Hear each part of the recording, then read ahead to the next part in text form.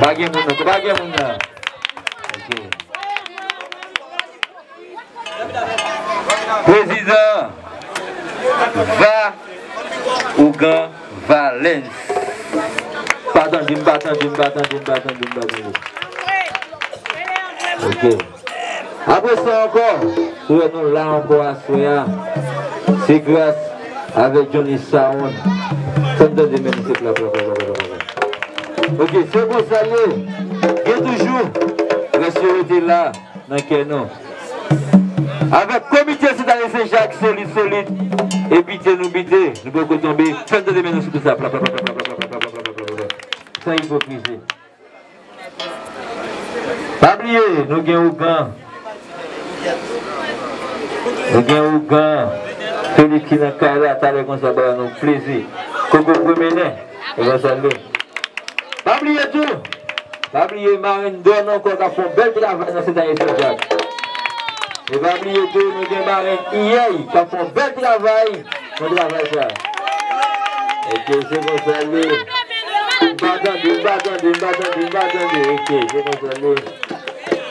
ok. Et pour saluer, nous brancher Vaudou sans hypocrisie, sans bataille, sans gourmet. C'est Vaudou n'a fait, Vaudou n'a pas fait. Ok? On peut écouter Aïe Bobo. Aïe Bobo. Pas oublier, nous allons laver tête dans la guette, nous allons comme ça. Pour nous prendre un piment. Même qui prend un piment avant, il gagne 5 000 $ tout de suite. Et vous saluez. Et vous saluez. Et vous saluez. C'est bon goût, messieurs. C'est bon goût. Mais oubliez-moi, c'est bon goût. Et je m'en tu manges, moi, pas la lune. Wish mama, tu mangia, moi le lana. Mais somebody, si meilleur. Moi oubliez-moi, si meilleur. Un bisou imbégué, jazambégué. On a balayé, jazabalayé. Nous n'avons pas gâté les amis. Ça fait silhouette. Désobéi, ça va parler. Règlement pas gâter ses amis. Ça fait silhouette. Jaza bégé.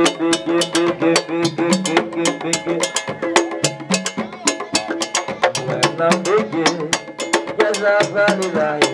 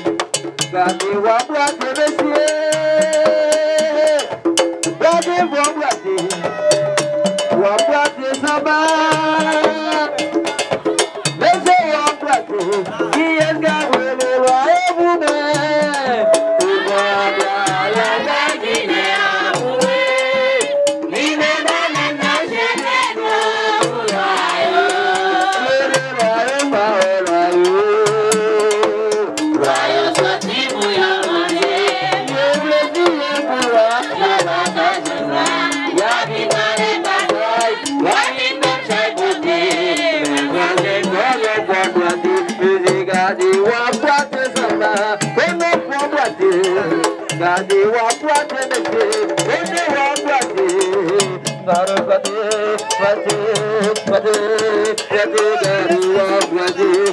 gadi wa kwate mese, ene wa kwate, kiyas gado le lo ayebune, suga bla la gine abune, ime bala no shete no ayo.